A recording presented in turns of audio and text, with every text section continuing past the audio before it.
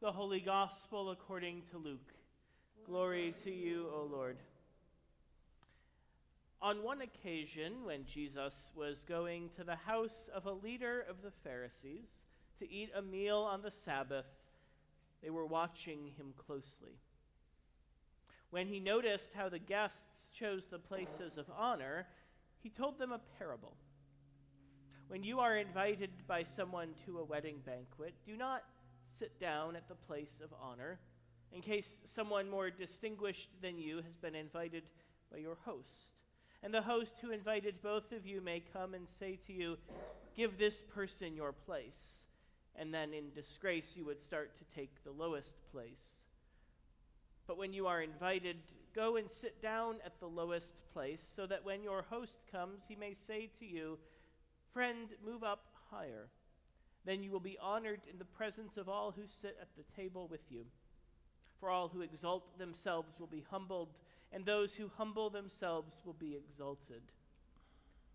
He said also to the one who had invited him, "When you give a luncheon or a dinner, do not invite your friends or your brothers and sisters or your relatives or rich neighbors, in case they may invite you in return and you would be repaid. But when you give a banquet, invite the poor, the crippled, the lame, and the blind, and you will be blessed because they cannot repay you, for you will be repaid at the resurrection of the righteous." The Gospel of the Lord. Praise to you, O Christ.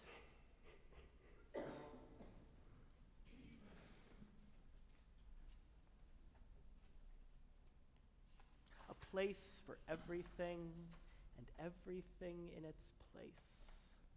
It's so simple, so proverb-like, so beautiful of a sentiment, words to live by.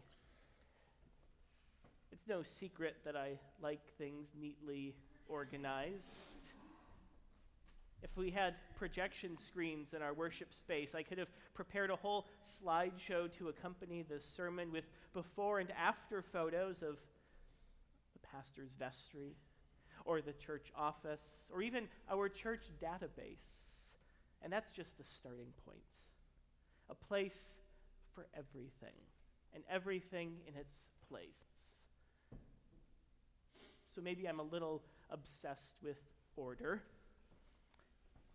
Order pervades our public spaces too, in different ways. We're used to clear boundaries and places of honor and distinction. In corporate workplaces, there's a difference between the corner office and an ordinary cubicle. At restaurants, when given the choice, we'd rather sit at the window booth or on the patio than at the table with the wobbly leg by the restrooms. Airplane seating, perhaps a relic of a different time, is still arranged by class, although one could argue that on most commercial domestic flights, there's hardly a difference between those seats in front of the curtain and the ones behind, except a few $100s in ticket price. But I digress, and still, you get the point. There are clear places viewed more highly than others. All of which, I think, helps us to understand the premise behind Jesus' parable. He's invited to the house of a prominent religious leader for a grand meal with elite guests, all of whom are competing for the best seats closest to their host, where they can be seen and recognized. Meanwhile, Jesus, quietly observing all of this from the side, offers a parable. Actually, don't take the best seat, he says. What if someone more important comes along? Well, that would be pretty embarrassing for you, wouldn't it? Instead, just take the lowest seat. And as if that weren't enough, Jesus goes on to critique the guest list of the very party he's been invited to. Don't invite all of these important people who can invite you back and repay you, but just the opposite. Invite the ones who can't pay you back, the ones with no social standing, the ones you would normally overlook.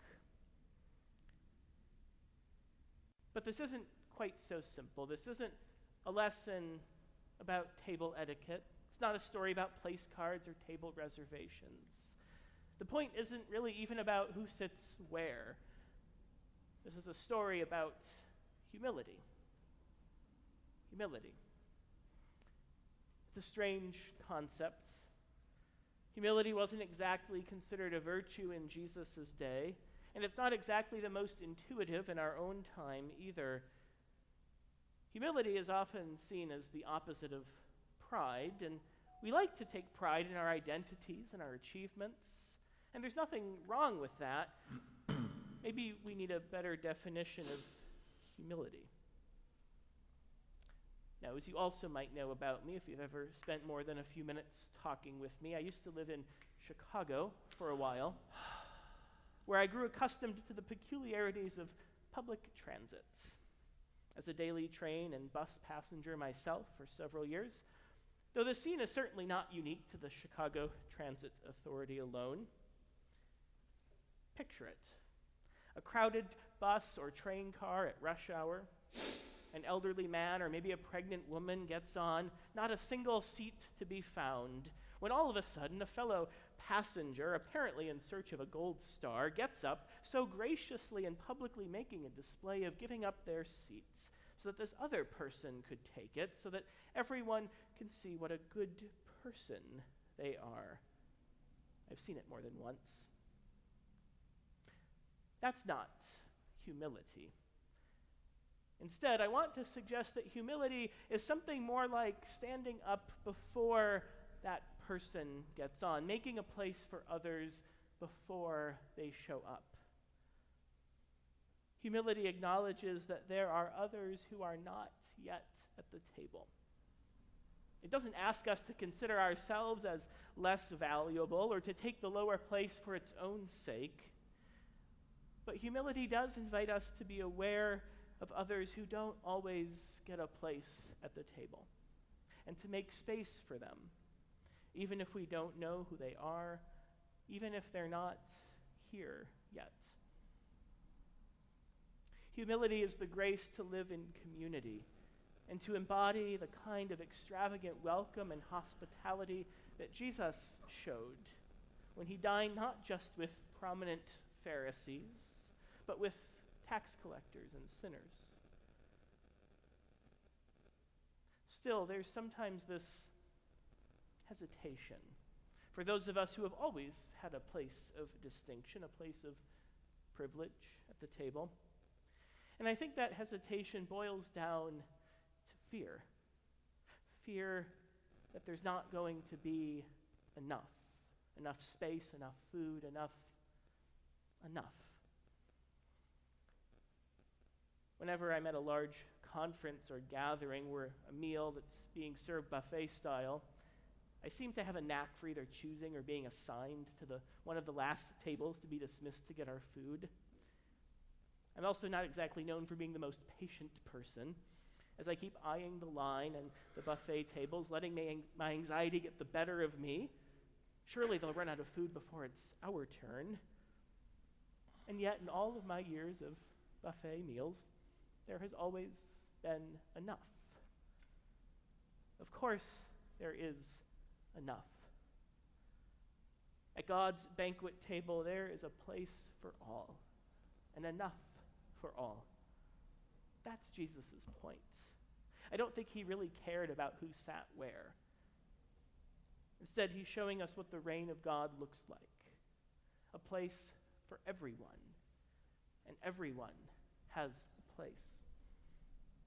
No reservations required, no cost, no dress code, no prerequisites to share in this meal.